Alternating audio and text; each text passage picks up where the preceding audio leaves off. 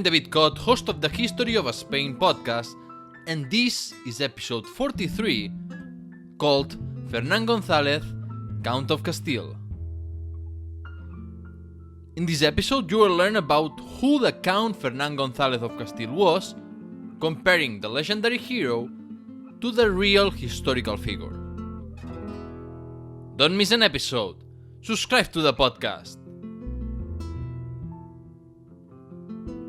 The history of how the Castilian nation was born has been subject to historical manipulation and myths, like it happened with Asturias and Pelayo, Catalonia and Count Wifredo, or as it has happened to basically every country, like China or Japan with their legendary emperors, or the adventurous settlers of the American Far West.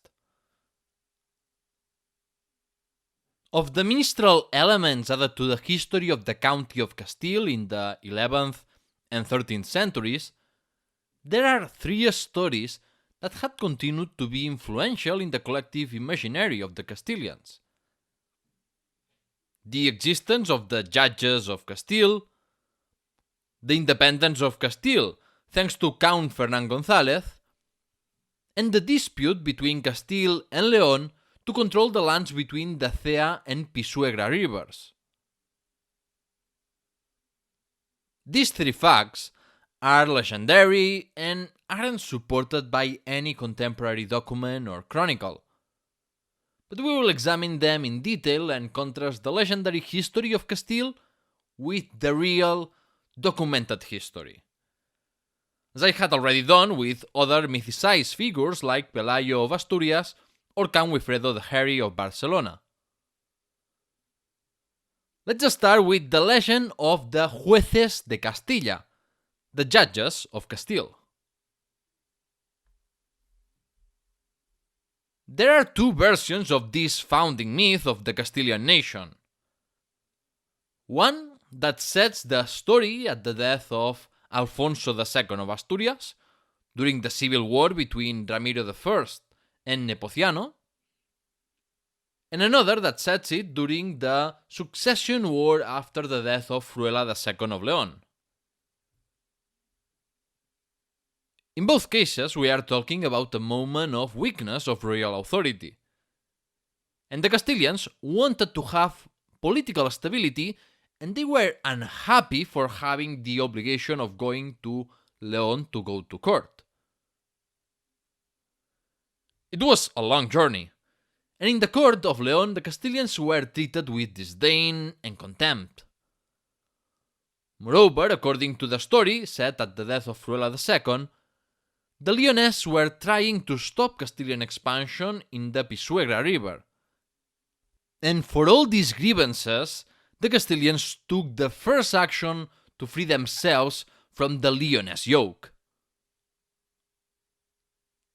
They elected two knights named Muñoz Rasura and Laín Calvo to deliver justice and govern them, passing judgments called fazañas based on the customary laws of Castile. A son of Muñoz Rasura named Gonzalo succeeded him in the office, and Gonzalo was then succeeded by Fernán González, the man who would make Castile independent. Or that's what the legend of the Judges of Castile says. The first written reference of the two Judges of Castile can be found in a 12th century text that linked the also mythicized Rodrigo Díaz de Vivar, El Cid, to the judge Laín Calvo. In the 13th century, the chronicle of Lucas de Tuy presents the Leonese version of the story, where the judges are the product of the rebellious attitude of the Castilians, establishing a parallelism with the political situation of Castile and León in the late 12th and early 13th centuries. The chronicle De Rebus Hispania of Archbishop Rodrigo Jiménez de Rada wrote the same story from the Castilian point of view. And later, King Alfonso X as a ruler of both Castile and León, made the synthesis of the two versions in the first general chronicle of Spain. Because of that, the legend of the Judges of Castile remained unquestioned until the late 18th century. However, there are many reasons that explain why the Judges of Castile are an invention. As we have seen, the first mention in a written text of the Judges of Castile can be found in a text written 3 centuries after the supposed existence of the Judges. And none of the several Christian or Muslim chronicles of the 9th or 10th centuries mention them.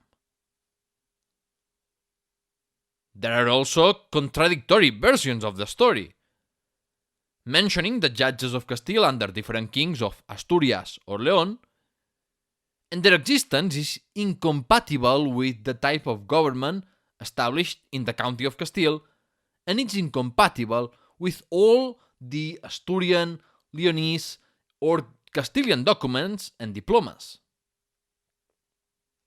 Moreover, the Visigothic Code, or Liber Judiciorum, was used in Castile too, as opposed to the trials based on customary laws. The self-image of the Castilians as free, independent, and more democratic than the Leonese reflects how the Castilians perceived themselves centuries later, rather than being a historical reality. Similarly, the historical figure of Fernán González has been greatly magnified and credited with numerous deeds that didn't actually happen. A monk of the monastery of San Pedro de Arlanza wrote in the 13th century an epic cantar de gesta based on the oral stories that minstrels told. And the monk had the clear intention to highlight the link between Fernán González and the monastery of San Pedro de Arlanza, where the Count of Castile was buried. The poem of Fernán González presents the protagonist as a champion of the independence of Castile and as the bravest defender of the Christian faith against the Muslims. The poem starts with the Visigothic kingdom before the Muslim conquest, with the typical Christian idealization of the Visigothic past and no mention of the social unrest, famines, or continuous aristocratic revolts that characterized Visigothic Spain. Then it presents the Kingdom of Asturias as a crusader state, and primitive Castile as a sparsely populated region that had to suffer Muslim raids almost every year.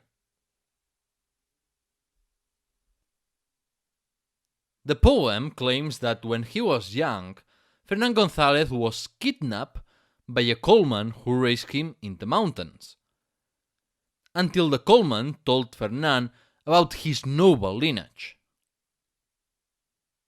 Seeing how his homeland was being attacked by the Muslims, the Castilian hero Fernán González decided to abandon the mountains, and the Castilians quickly recognized him as their lord.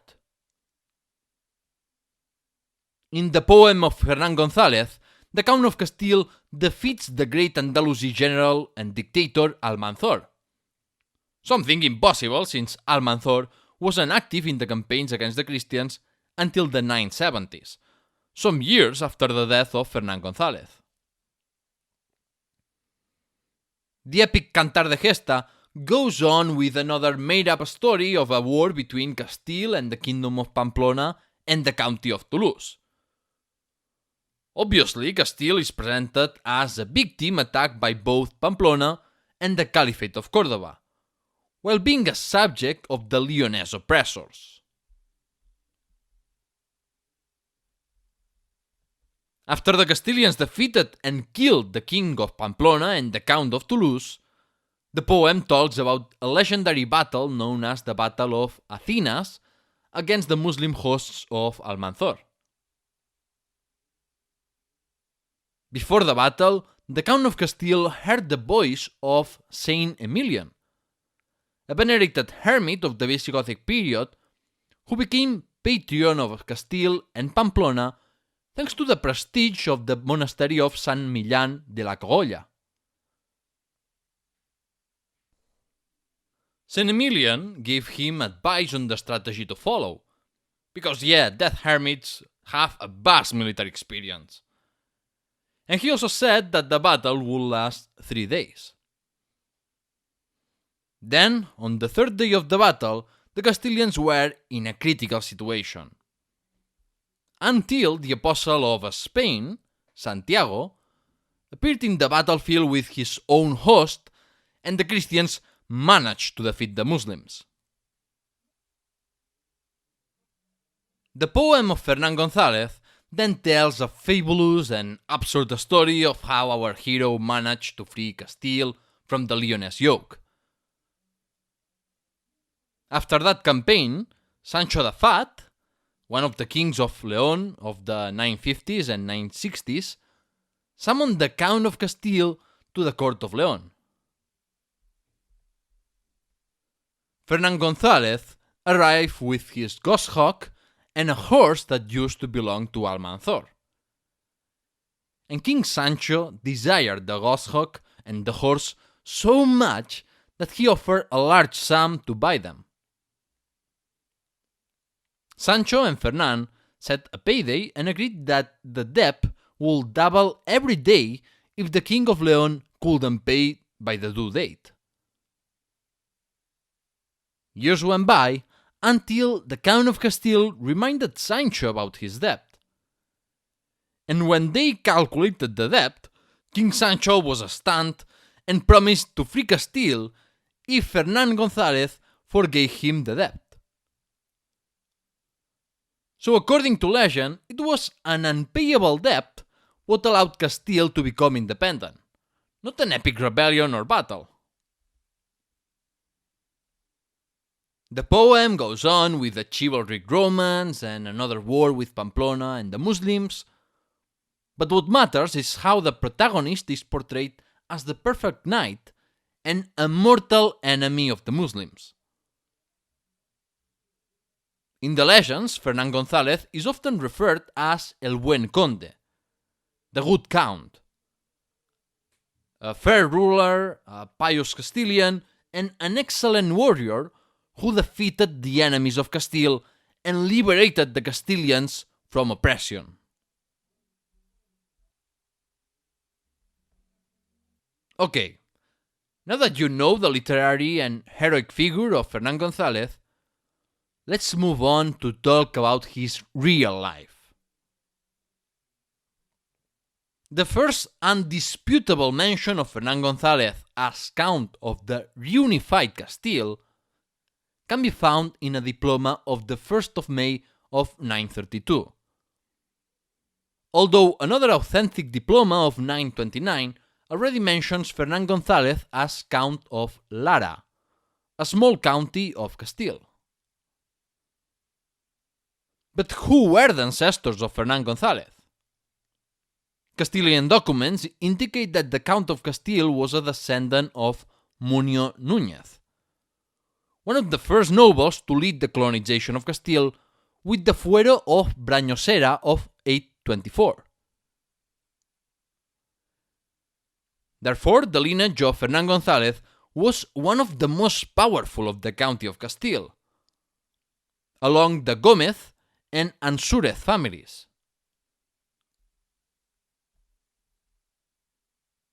His mother was called Muniadona, and his father was Gonzalo Fernández, a nobleman who served as Count of Burgos and Castile in the early 10th century, and he was also the leader of the repopulation of San Esteban de Gormaz.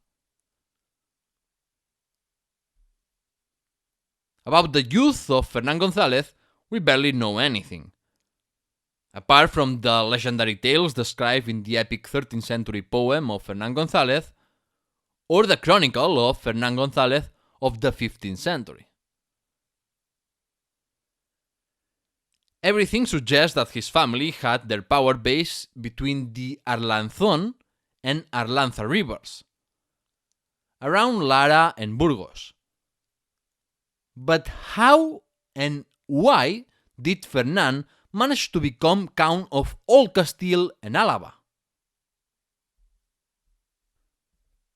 To understand that, we need to go back to the civil war between Ramiro II and Alfonso IV.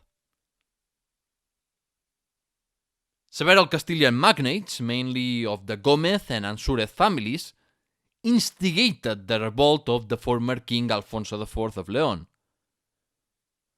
But Fernán González remained loyal to Ramiro II. As you all know, Ramiro defeated his brother, and he then needed an influential Castilian who could be trusted.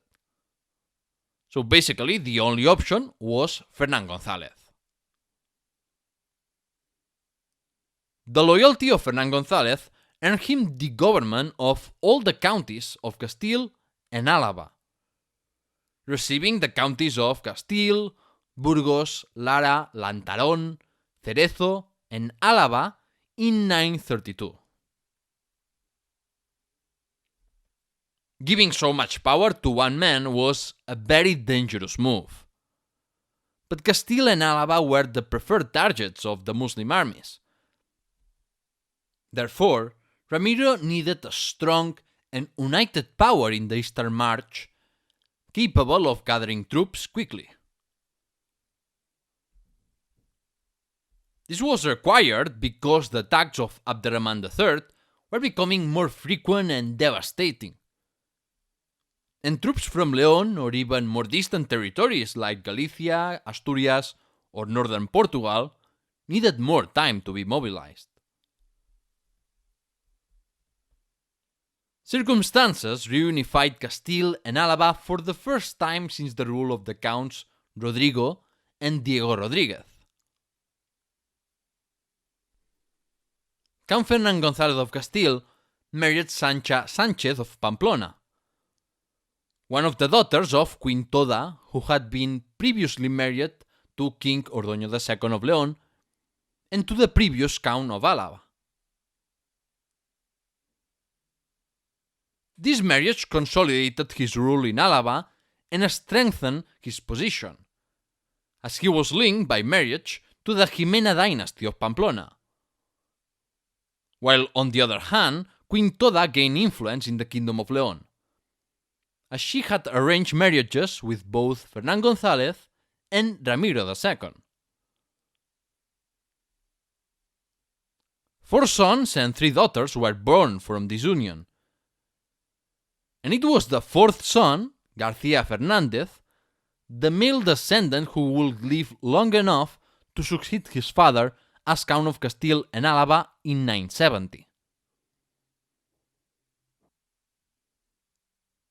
During the 930s, we already saw in the previous episode, Battle of Simancas, how Count Fernán González and Ramiro II of León were busy fighting Abd-ar-Rahman III.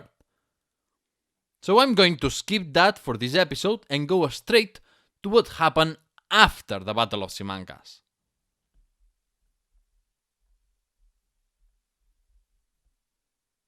In the 940s, the Caliphate of Córdoba launched multiple expeditions every year and in multiple fronts to reestablish the morale of the troops and reduce the risk of a disaster like the one seen at Simancas. These minor raids and skirmishes against the Christian frontiers, from northern Portugal to Old Catalonia, proved to be very successful from an economic and propagandistic point of view. While it was also a way to force the Christian states to negotiate a favorable peace treaty for Córdoba and to hopefully make them vassals.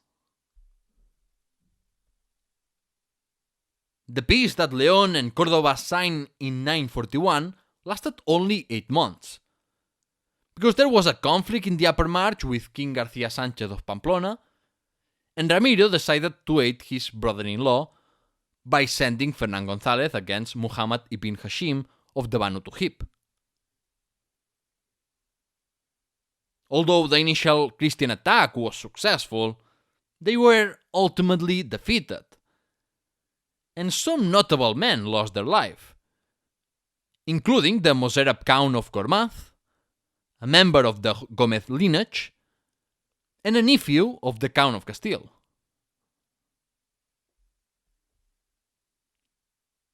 Between the area around León itself and the county of Castile, there were two other important counties: the long but narrow county of Monzón and the county of Saldaña, respectively controlled by the Ansúrez and the Gómez. Some historians had formulated the hypothesis that the county of Monzón was created after the Battle of Simancas to restrain the expansionist ambitions of Fernan González, as if he desired the lands between the Cea and Pisuerga rivers.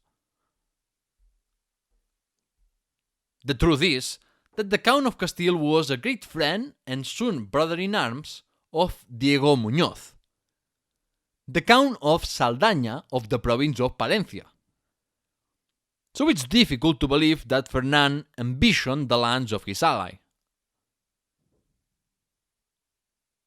Moreover, the chronicles of Ibn Hayyan demonstrate that both the Gómez and Ansúrez were considered very important, and they had counties of their own before Simancas. So in this episode I have already debunked the legend of the Judges of Castile and this hypothesis of the territorial ambitions of Count Fernan González. So now I only need to answer the most important question. Did Fernan González secure the independence of Castile? Sadly, the incredibly valuable 5th Chronicle of Ibn Hayyan ends its narration in 942. So after that we are poorly informed about the late reign of Abderrahman III or what happened in León and Castile. In the Leonese Chronicle of San Piro, we are unexpectedly informed about the revolt of Count Fernan González of Castile and Count Diego Muñoz of Saldaña. And I say unexpectedly because we weren't informed about anything that could make us suspicious about tensions between the Count of Castile and the King of León. We don't know why they revolted, and we can only speculate that they desired more autonomy or they opposed a particular decision of Ramiro II that we don't know about. The Castilian revolt took place between February and May of 944. So it was suppressed pretty quickly and Ramiro put in jail the instigators. After imprisoning Fernan González and Diego Muñoz, Ramiro II named his minor son Sancho as Count of Castile, and the Infante Sancho, future King of León, grew up in Burgos. However, as Sancho was still a minor, Ramiro had to name the Count of Monzón, Azur Fernández, Regent of Castile. The regency of Azur Fernández didn't last long, because the following year we already find Count Fernan González ruling Castile again and Diego Muñoz ruling Saldaña. Indeed, King Ramiro freed the rebels after they renewed their oath of fidelity.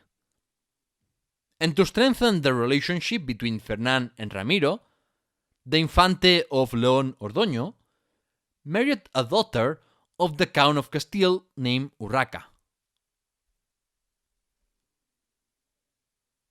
As it happened in the Caliphate of Córdoba with the frontier lords, this episode of the rebellion and restitution of the Counts of Castile and Saldaña illustrates the limitations of royal authority in the Middle Ages.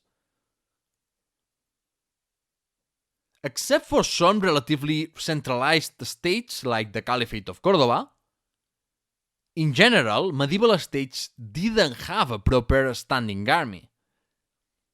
And because of that, kings depended on their own private armies as well as the necessary support of noble and religious magnates.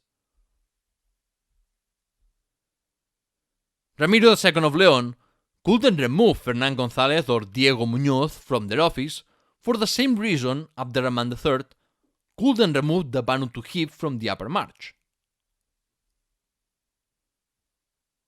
When a regional revolt occurred, the monarch needed to be very careful and think twice about replacements in the public offices. Because a ruler needed to consider the support of the leading regional families. Meanwhile, during these years, the Caliphate of Córdoba was more focused on the intervention of North Africa to counter the power of the Fatimids. As I said earlier, there were small-scale Muslim incursions in the 940s. But the most relevant event was the reconstruction of Medinaceli and the relocation of the capital of the Middle March from Toledo to Medinaceli. The Caliph of Córdoba was more worried about securing the Muslim frontiers than of launching devastating aceifas. Therefore, in 946, he entrusted his general Ghalib with the reconstruction of the abandoned city of Medinaceli, a town that was much closer than Toledo to the Muslim-Christian border. Apparently, Leonese troops attempted to thwart the plans of the Caliphate. But the Umayyad troops, led by Ghalib and the Banu Dilnun, successfully defended Medinaceli, a frontier capital that would see bitter struggles between Christians and Muslims in the decades to come.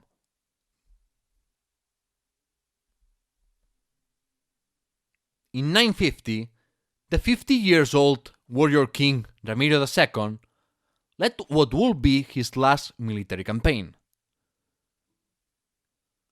The main objective was the city of Talavera de la Reina, in the province of Toledo, and the Leonese army could return to the capital victorious and with thousands of captives.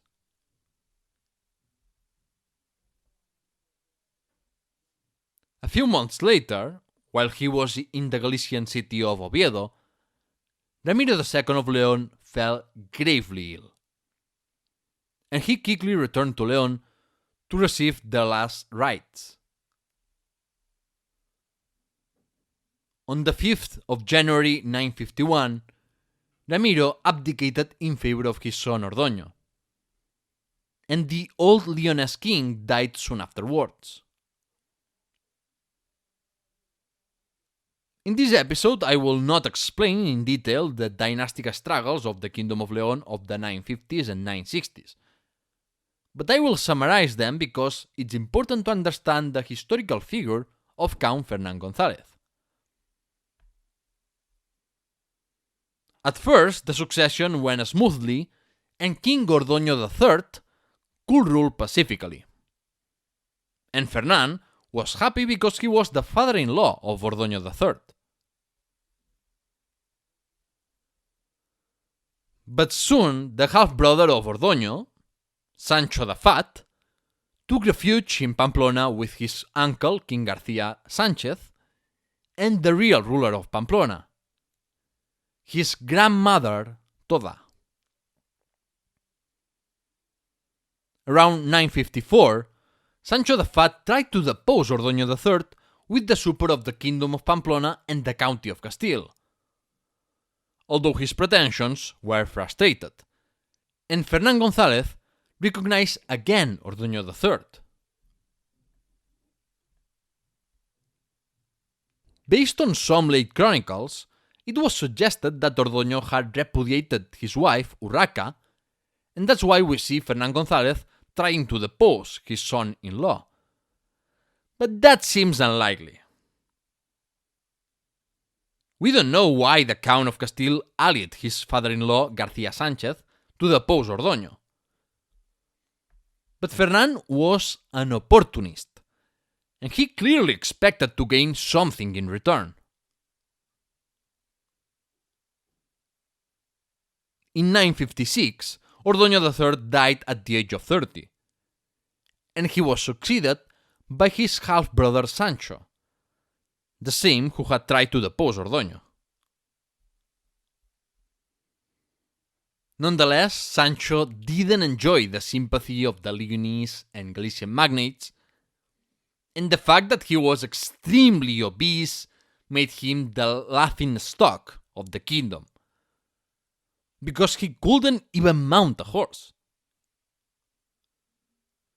Because of that, there was a coup d'etat in 958, and Sancho the Fat had to take refuge again in Pamplona, while the instigators placed a son of the former King Alfonso IV on the throne, ruling as Ordoño IV.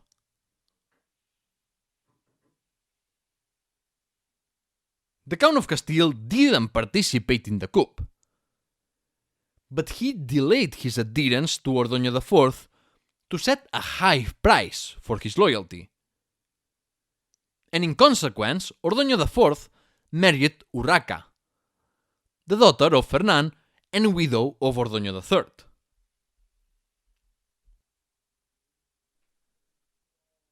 Meanwhile, the Queen Dowager of Pamplona Toda requested the aid of his nephew, the Caliph Abderrahman III, to cure the obesity of Sancho and reinstall him on the Leonese throne. With the support of the Muslim troops, Sancho quickly took back the Leonese throne and Ordoño IV took refuge in Asturias. The Count of Castile decided not to support the machinations of Toda of Pamplona and Abderrahman, and he continued to recognize his son-in-law Ordoño IV as the legitimate ruler of León for 2 more years. It's not entirely clear, but some chronicles suggest that King García Sánchez fought Fernán González and made him his captive for some months.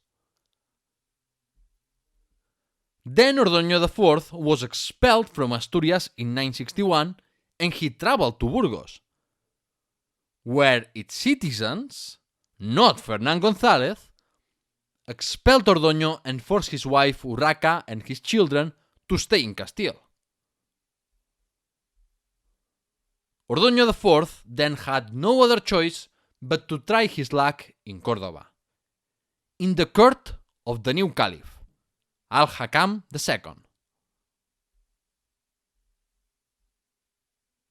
Seeing how King Sancho started to attack the frontier of his former Muslim allies, al-Hakam decided to protect Ordoño IV and to force him to accept that he will be a vassal of Islam and that he will not ally Count Fernán González. It's notorious how even the Muslim sources highlight the autonomy of the Count of Castile, as if he could make alliances without consulting the King of León.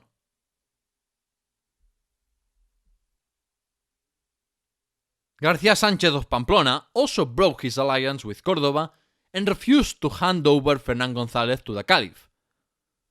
That's why he fled him and made him his ally again.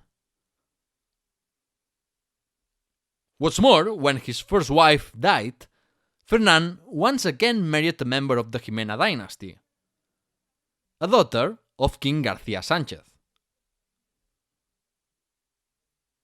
The Count of Castile also reconciled with Sancho of León, while al-Hakam II abandoned his plans to support Ordoño IV when he received an ambassador of King Sancho to negotiate a treaty. King Sancho the Fat died in 966, and he was succeeded without problems by Ramiro III, his minor son, under the regency of the nun Elvira, the sister of Sancho. Fernán González and the other counts accepted the succession, in part because they gained more autonomy than ever and central power weakened.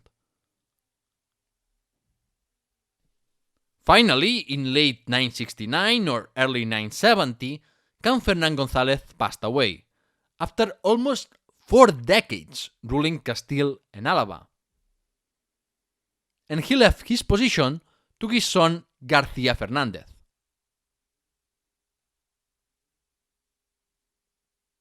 The complex political maneuvers and loyalty switches of Fernán González, after the death of Ramiro II, must be understood in the context of the treble successions of the Kingdom of León, the rising power of the Jimena dynasty of Pamplona, and the omnipotence of Abderrahman III in his late reign.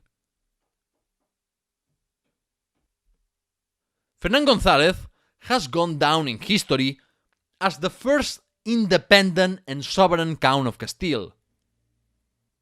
But throughout the episode, we have seen that there is no historical testimony confirming that. He was sometimes a rebel who acted on his own self-interest, especially during the dynastic struggles subsequent to the death of Ramiro II. But it's not very different from the attitude of other magnates that haven't been labeled as independent. But if that's the case, how is it possible that his figure became mythicized to the point of presenting him as the champion of the Castilian independence? First of all, hindsight was one key factor, because centuries later, Castile grew to become the most important Spanish kingdom. If Castile had never become an independent kingdom, then Fernán González would have only been one of the countless counts of León. Secondly, the 40 years of government of Fernán González over all Castile and Álava consolidated the emergence of a new identity, and his power allowed the voice of Castile to be heard. Moreover, we don't have documentation to support this, but it's likely that from the rule of Fernán González on, the Count of Castile could appoint people in Castilian public offices as he wished, and therefore Leonese authority became more limited. Despite that, Fernán González never considered himself an independent count, and Castile was not the only county that became a hereditary domain, as this phenomenon was happening throughout the Kingdom of León. However, as I said in episode 36, Birth of Catalonia, someone can only be mythicized if he or she achieves something great, leaving an influential legacy. Fernán González became the founder of the comital dynasty of Castile, that continued to rule the county of Castile until the family merged with the monarchs of Navarre. Count Fernán González was able to hand his office on to his son, García Fernández, and this was similar to how royal offices became hereditary in the Carolingian Empire. Nonetheless, as compared to the Catalan counts in relation to France, the ties between Castile and León remain much stronger for many more years, as Castile didn't become an independent kingdom until the year 1037. It's true that Castile was the region with the greatest autonomy in the Kingdom of León, because it was the most exposed region to Muslim raids. But a higher degree of autonomy doesn't mean that the county of Castile was independent. To make a parallelism, it's similar to the autonomy that the Banu Tuhib of the Upper March enjoyed. Or to make a modern parallelism, the privileged status of Basque Country and Navarre within Spain. Please always keep in mind that in the Middle Ages, relationships between feudal domains and kingdoms were not that simple, and that political independence was often a grey rather than a black or white thing. The verdict. In today's verdict, I want to discuss why national myths are important.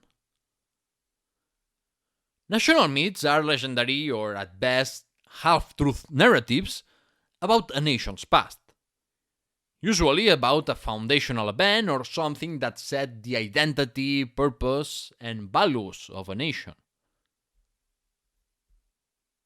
National myths are seen everywhere in this world, even before the rise of modern nationalisms in the 19th and 20th centuries.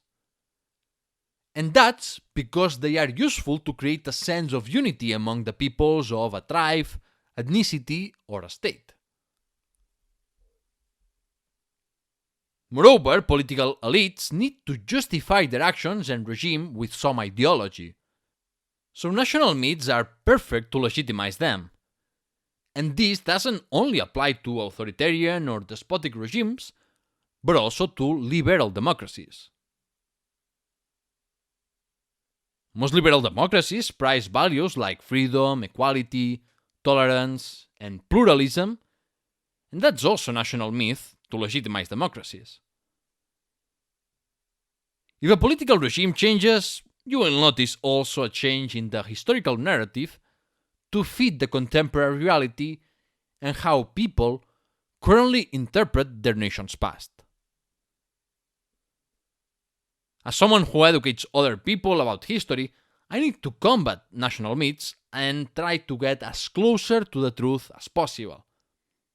But that doesn't prevent me from being aware of why national myths and narratives were, are, and will continue to be important. And with that, the verdict ends. The next episode is going to be another thematic episode dealing with the use of al-andalus, slavery, and captivity. To end this episode, let me remind you that the podcast has a website, thehistoryofspain.com, that has a fantastic store with merchandising, history books, travel guides, books and material to learn Spanish, and more. If you love the podcast, you may want to support it by becoming a Patreon or making a donation.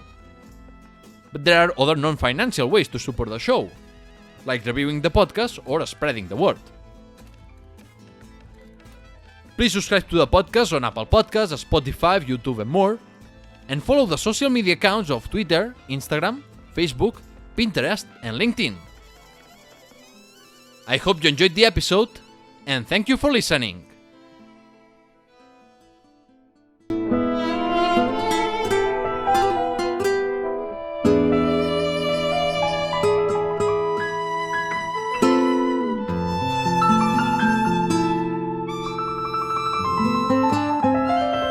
Thank you.